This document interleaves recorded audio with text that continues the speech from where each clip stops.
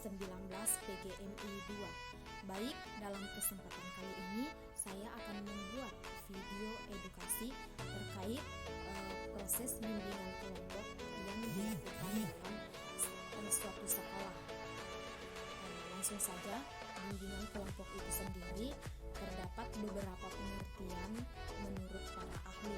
Namun, jika disimpulkan, semuanya mempunyai tujuan yang sama, bahwa bimbingan kelompok merupakan salah satu layanan bimbingan dan konseling yang diberikan kepada sejumlah individu dalam bentuk kelompok dengan memanfaatkan dinamika kelompok untuk membahas topik tertentu yang dipimpin oleh pemimpin kelompok, bertujuan menunjang pemahaman, pengembangan, dan pertimbangan pengambilan keputusan atau tindakan individu.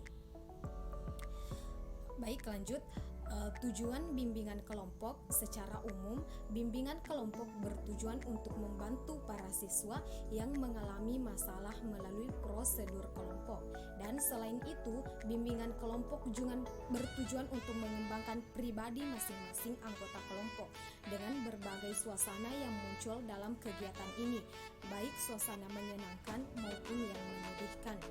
Sedangkan secara khusus, bimbingan kelompok bertujuan untuk melatih siswa untuk mengemukakan pendapat, melatih siswa agar bersikap terbuka, melatih siswa untuk membina keakraban dengan teman-temannya, melatih siswa agar dapat mengendalikan diri, dan melatih siswa untuk bersikap tenggang rasa, melatih siswa untuk memperoleh keterampilan sosial, dan melatih siswa untuk mengenali dan memahami dirinya.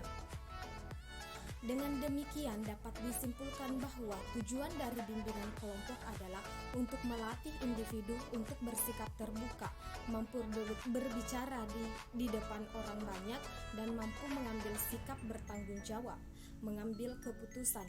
Siswa mampu mengembangkan perasaan, pikiran, serta memunculkan tingkah laku baru yang lebih efektif sebagai fungsi pencegahan agar siswa tidak mengalami permasalahan yang menjadi topik dalam permasalahan bimbingan kelompok. Selanjutnya, fungsi bimbingan kelompok. Di sini fungsi bimbingan kelompok ada dua. Pertama, fungsi pemahaman. Fungsi pemahaman yaitu fungsi bimbingan dan konseling membantu konseling agar memiliki pemahaman terhadap dirinya sendiri dan lingkungannya.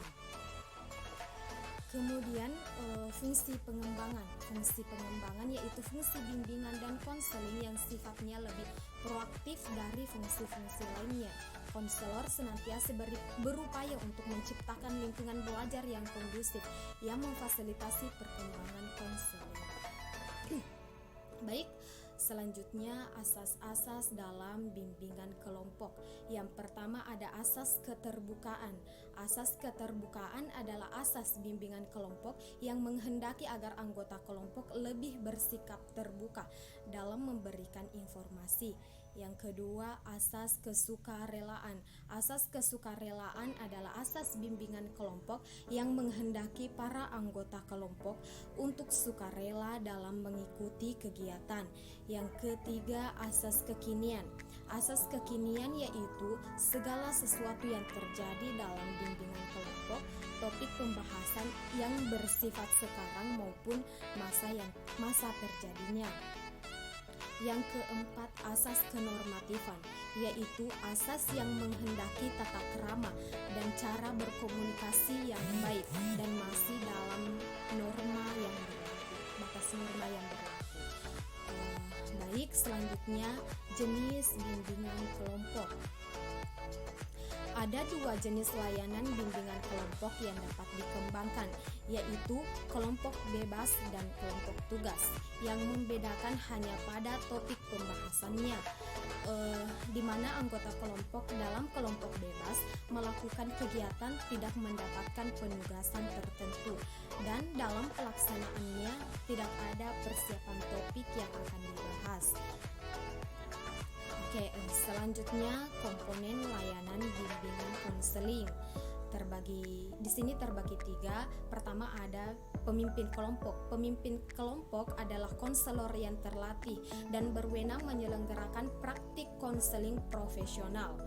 Eh, dalam layanan bimbingan kelompok, tugas pemimpin kelompok adalah memimpin kelompok yang bernuansa layanan konseling melalui bahasa konseling untuk mencapai tujuan-tujuan konseling. Selanjutnya, anggota kelompok. Anggota kelompok adalah orang yang terlibat yang akan diberikan masukan ataupun motivasi orang-orang yang akan dibantu untuk keluar dari masalah yang telah dihadapinya.